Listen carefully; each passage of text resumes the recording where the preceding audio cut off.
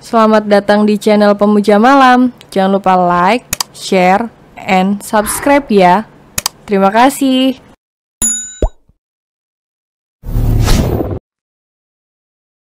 Episode 34. Begitu jahatnya mereka berdua. Bapak Harry kembali menatap putrinya. Bapak setuju kamu bercerai dengan Davy? Tidak, Pak. Bapak malu di kampung. Ketimbang Bapak kehilangan anak Bapak di tangan suami bejatnya, ucap Bapak Harry dengan tegasnya. Aurelia terharu hingga netranya kembali berembun. Dan dia kembali memeluk bapaknya yang sejak kecil selalu menyayanginya. Alhamdulillah, makasih banyak Bapak, ucap Aurelia begitu lirih dalam pelukan Bapak Harry. Urusan ibu biar Bapak yang bicara, jawab Bapak Harry. Dia sangat tahu tabiat istrinya. Bu Ida tidak celetuk ucapan yang terlontarkan oleh suaminya, justru dia sedang menatap Emran dengan rasa ingin tahunya. Di saat yang agak kurang menyenangkan, pintu kamar terbuka dan masuklah kursi roda yang ditempati oleh Faiza serta didorong oleh Bu Dila, ibunya Faiza. Semua orang yang ada di ruangan jelas menatap kehadiran Faiza. Aurelia tercengang melihat kondisi Faiza yang sudah kehilangan satu kakinya, dan hal itu sama dirasakan oleh yang lainnya. Wajah Faiza tampak sembab sepertinya habis menangis. Namun dalam wajahnya yang sembab itu terlihat lirikan tajam pada Aurelia. Bu Dila mengiring kursi roda Faiza mendekati ranjang yang ditempati Davy. Aurelia menarik napasnya dalam-dalam sebelum dia berkata, "Satu lagi yang perlu ibu dan bapak, serta semuanya tahu, wanita yang baru saja masuk itu adalah kekasih Mas Davy. Mereka berdua sudah menjalin hubungan dan sepertinya sudah lama terjadi," ucap Aurelia datar. "Apa?" teriak Bu Ida kaget, dan langsung melotot pada Dila, adik kandungnya sendiri. Faiza pun menyeringai mendengarnya dan dia menatap wajah suami sirinya tersebut. "Sepertinya di sini aku juga ingin menyampaikan sesuatu padamu, Aurelia. Perlu kamu ketahui jika aku adalah istri kedua Mas Davy. Kami menikah seminggu setelah Mas Davy menikahimu," sahut Faiza dengan suaranya agak meninggi. Wajah Aurelia tiba-tiba pias dan memucat. Emran bergegas mendekati Aurelia dan langsung merangkul pinggang wanita itu takut jatuh pingsan. Sedangkan Bu Ida jelas sudah melorotkan tubuhnya ke lantai dengan tatapan nanarnya. Bu Hana pun berpegangan pada lengan suaminya, mendadak kepalanya pusing seketika. "Ya, anak saya sudah dinikahi oleh Davy seminggu setelah pernikahan Aurelia." Bu Dila menegaskan status anaknya. "Arg!" teriak Davy frustrasi. Davy sudah tak sanggup lagi mendengar hal yang baru dia dengarkan. Apalagi saat melihat wajah Faiza, dia merasa benci dan tidak suka. Berbeda saat melihat Aurelia yang langsung terpesona dan jantungnya berdegup cepat. Terguncang sudah semua orang yang berada di ruang rawat Davy atas fakta terbaru yang saja diucapkan oleh Faiza beserta ibunya. Bu Hana tak kuasa lagi menahan gejolak tercengang, kecewa dan sedihnya yang maha dahsyat. Buah takkan jatuh jauh dari pohonnya. Ini pepatah yang pantas disematkan oleh ayah Jafri dan Davy. Masa kelam Bu Hana terulang kembali, dan terjadi pada anaknya yang mengkhianati istrinya dengan menikahi sepupu istrinya sendiri. Tergelak rasanya ingin menertawakan diri sendiri, dia yang sedang berjuang agar rumah tangga anaknya dengan Aurelia utuh. Ternyata sungguh sangat pahit jika dilanjutkan. Apa yang dirasakan oleh Aurelia? Pernah dia rasakan dan sudah tentu rasa sakit itu sangat menusuk sampai terasa ke ulu hatinya.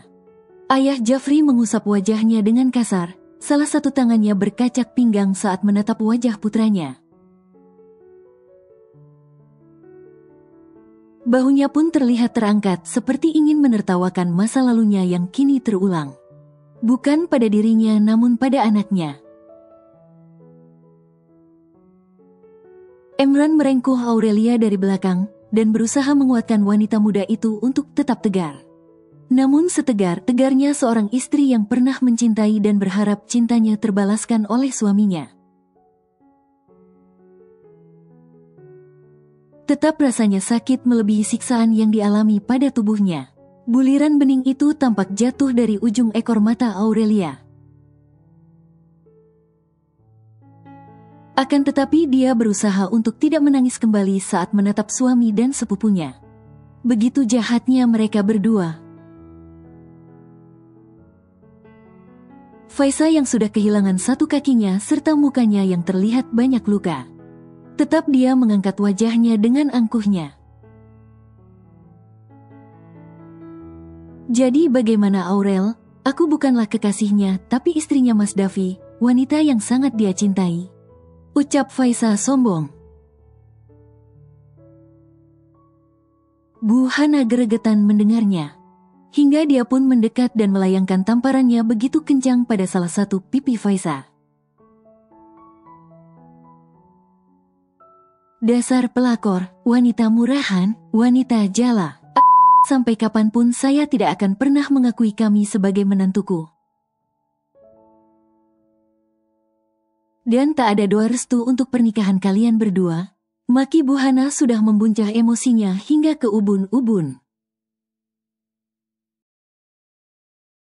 Faisa terhenyak, dia nampak tergugu setelah menerima tamparan dari ibu mertuanya.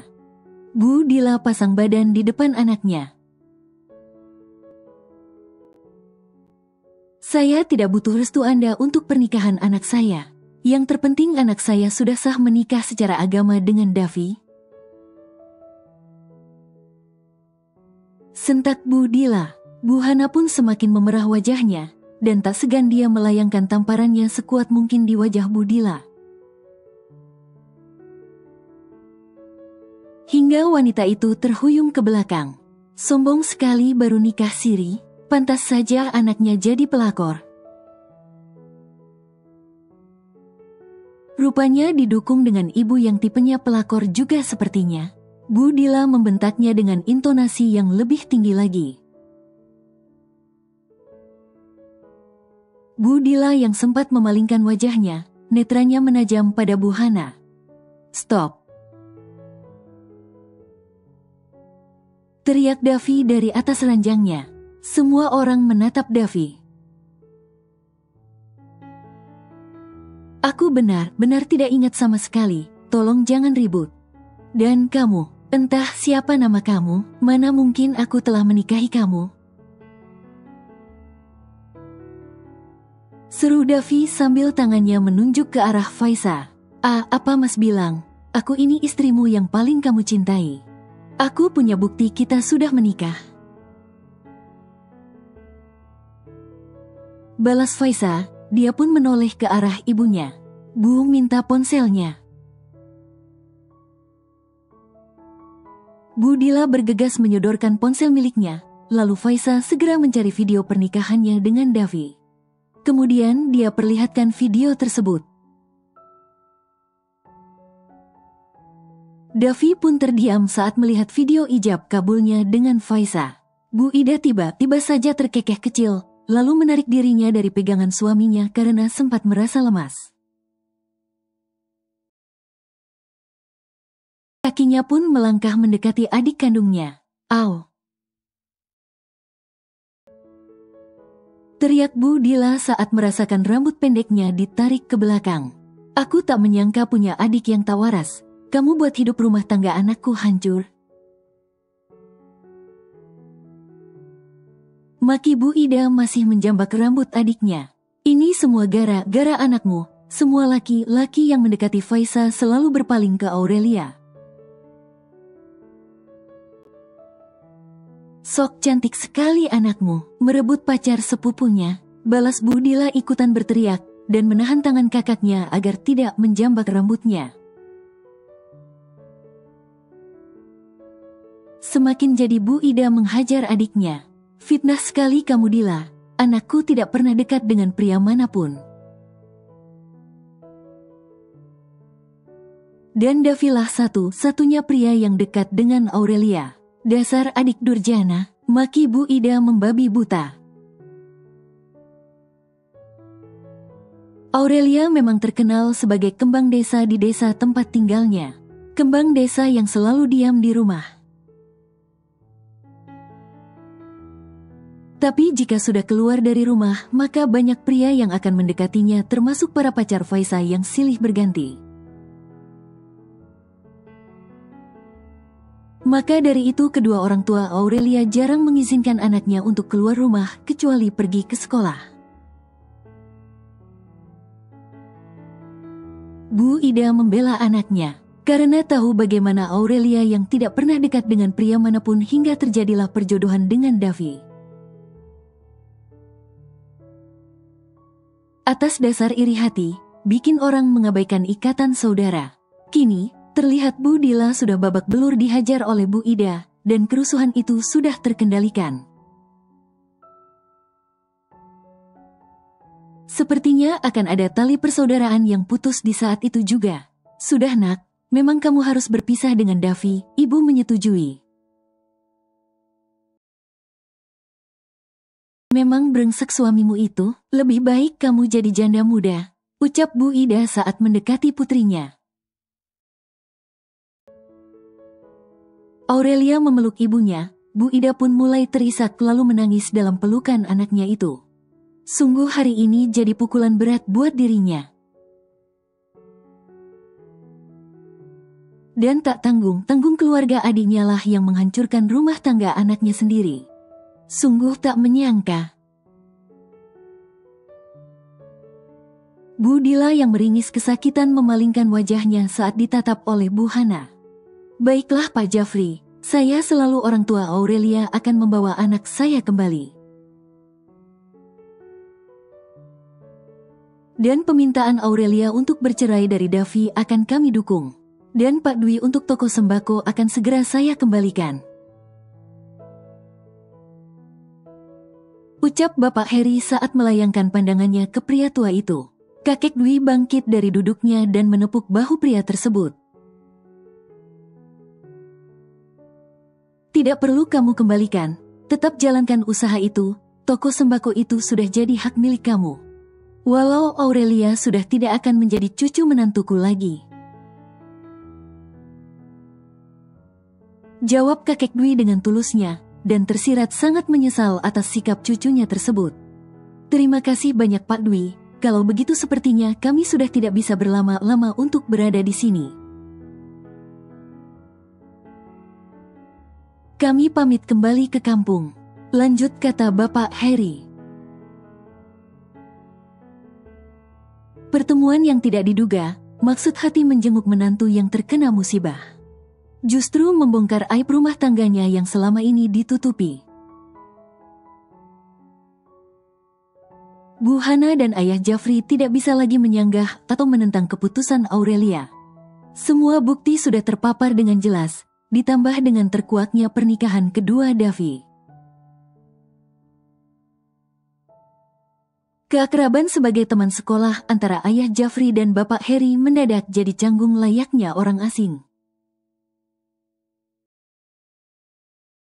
Ayah, tolong beri aku waktu, aku tidak mau bercerai dengan Aurelia. Justru kalau boleh memilih aku akan menceraikan Faiza sekarang juga. Kalau perlu aku akan menjatuhkan talak 3 saat ini juga, ucap Davi agak memohon saat melihat keluarga Aurelia berpamitan untuk pulang. Davi tidak ada daya untuk mencegah Aurelia pergi, karena luka yang mendera di tubuhnya yang tak bisa dia untuk bangkit dari atas ranjang. Sesak sekali hati yang mendera Davi. Mas Davi. Suara Faisa meninggi, netranya pun membulat saat mendengar ucapan suami sirinya. Aurelia yang kebetulan langkah kakinya baru saja mau keluar, terhenti sejenak. Kemudian menolehkan wajahnya ke belakang bahunya, agar leluasa melihat wajah memelas Davi dengan mengulurkan tangannya menuju arah pintu. Aurelia, jangan tinggalkan aku mohon. Aku sedang kesakitan, berikan aku waktu untuk mencerna semuanya. Ini pasti ada kesalahan dari semua yang aku lakukan, tolong maafkan aku. Ucap Davi menunjukkan wajah menyedihkannya. Aurelia hanya menatap dan tidak bereaksi apapun. Agar kamu percaya, aku akan menjatuhkan talak 3 pada wanita itu, sekarang juga. Seru Davi sembari menahan rasa sakit di kepalanya. Mas Davi, jaga ucapanmu itu, kamu salah jika ingin menceraikanku. Yang harus kamu ceraikan adalah Aurelia, bukan aku. Kamu juga sudah berjanji padaku akan menceraikan Aurelia jika pernikahan kalian sudah setahun. Dan kamu sudah mendapatkan tanah warisan dari kakek. Mas Davi, harus ingat janjimu itu. Hanya aku istri yang kamu cintai, bukan dia. Seru Faisa menggebu-gebu. Ya sudah, pasti dia emosi karena takut diceraikan oleh Davi. Kakek Dwi menyunggingkan senyum miring dan meraup wajahnya dengan kasar. Ternyata ada udang di balik batu. Dan salahnya juga kakek Dwi memberikan iming-iming hartanya untuk diberikan pada cucunya jika menikahi Aurelia. Alias mata Aurelia saling bertautan, sudut bibirnya pun terangkat hingga berbentuk seringai cemooh. Apalagi gerangan yang terjadi. Davi menatap tajam pada Faisa, emosinya rasanya ingin meledak pada wanita berkaki satu itu. Mungkin dulu aku pernah berkata mencintaimu, tapi kenapa hatiku seakan tidak merasakan hal itu, Faisa? Tanya Davi, lalu dia melayangkan tatapannya ke Aurelia kembali. Aurelia, demi apapun aku tidak akan bercerai denganmu. Dan mulai hari ini aku, Davi Basim, menjatuhkan talak 3 pada Faisa. Jika memang di masa lalu aku pernah menjadi suamimu,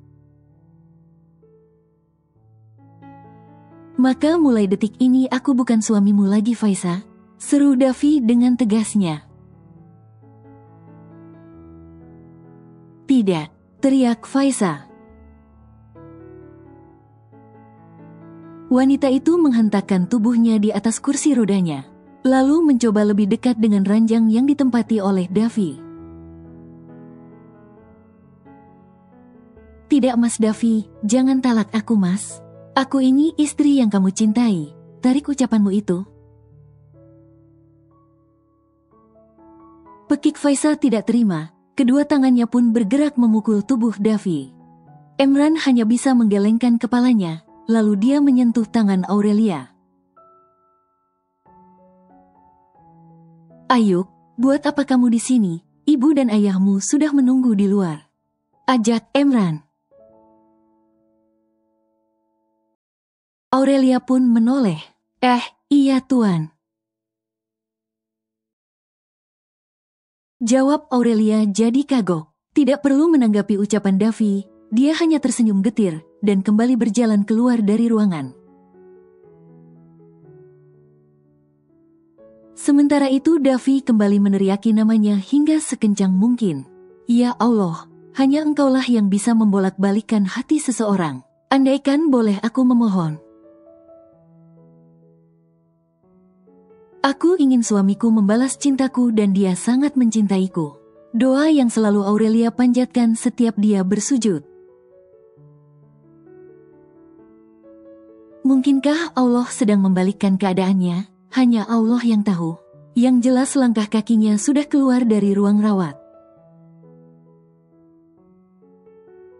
Dan tak peduli dengan kegaduhan yang sangat terdengar jelas hingga keluar ruangan. Bapak Harry, Ibu Ida, Aurelia, Emran beriringan berjalan menuju lantai lobi.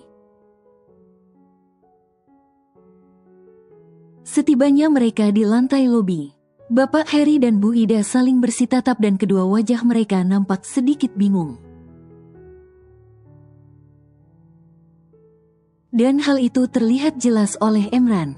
Bapak, Ibu berhubung baru tiba di Jakarta, bagaimana kalau beristirahat dulu di hotel?